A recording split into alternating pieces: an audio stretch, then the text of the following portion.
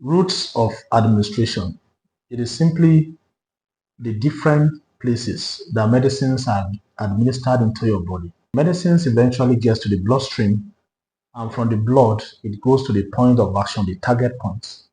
But almost all the openings in a man's body, medicines can be administered through. And these medicines are made to suit these routes of administration. We are making this video to guide you to have an understanding. The first I'll mention, and with all their benefits, is the mouth. The mouth is the largest opening of a man's body that accepts medicines. And every medicines that go through the mouth will go through the intestine, breaking down through the liver, what we call first pass effect. And eventually the good part is taken into the bloodstream and to the target point for action. Then the remnants will be taken out through the anus, sweat, feces, urine, and other parts of the body. Another route of administration which we'll look at is the anus. Yes, some medicines, especially in the body of children and very elderly, are delivered through the anus. They are made in a jet form, a propeller form, such that it is quickly accepted into the anus and is allowed to melt there over time. The network of the anus where feces comes out is so sensitive with some small, tiny blood vessels and absorb this medicine faster. Most times they elicit local effect at that area, especially when you are managing things like pile, but oftentimes the network of capillaries there absorb the active ingredient into the bloodstream and it goes to the target point to work.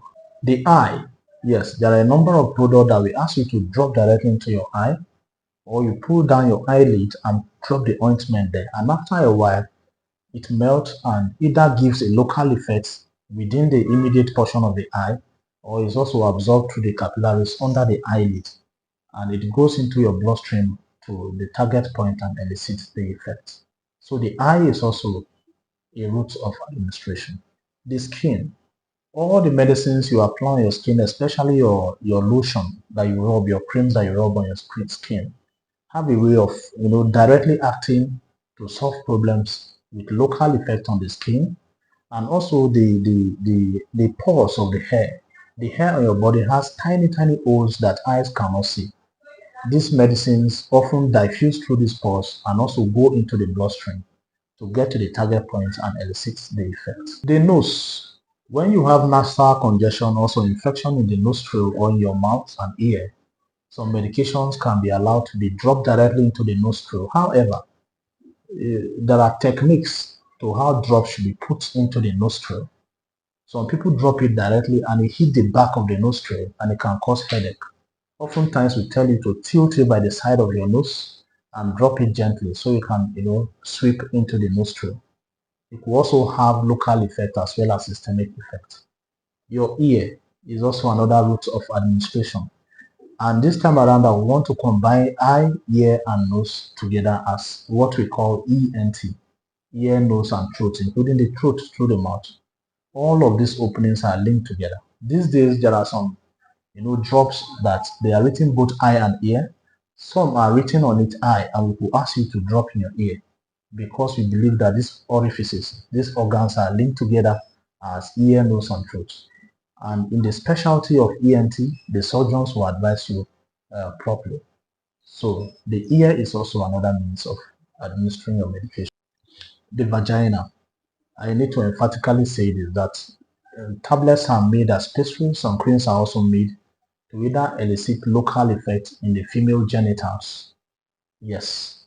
And these products were allowed to be put there for some time to melt over time, and it will have local effect as well as systemic effects. Also the intravenous.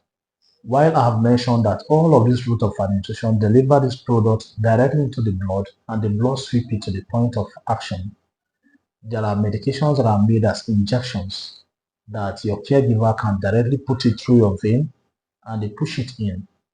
That has very fast onset of action, but I can say that none of this is better than the other. Intramuscular, this one is injection too, but can be delivered directly into the muscle. After the muscle, there's a skin that covers it, but the needle goes very deep into the muscle, and where you can find that massive muscle is at the gluteus maximum. That's your buttocks. Yes, your butts. The needle goes in, and it's also technical such that some nerves are avoided, especially the sciatic nerve. So intramuscularly, some medicines can be delivered. Then some medications can be put directly under your skin. This time around, it's in between the muscle and the skin. The needles are so short, especially for insulin, people that take shots of insulin to manage blood sugar. So medicines can be delivered under the skin too, not the muscle this time around. The needles are so short and they are put just under the skin. Then under your tongue is also another route of administration. Some medicines are allowed to be placed under the tongue and you hold it there for a while.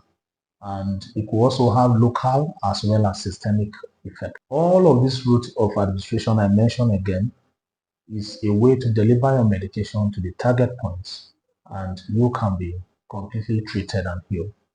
Whichever way your caregiver asks you to take your medication, please strictly adhere to this route of administration. There are some you can do by yourself, but for the intravenous, intramuscular, and some of the routes that need techniques, you should not attempt to do it by yourself and especially at home.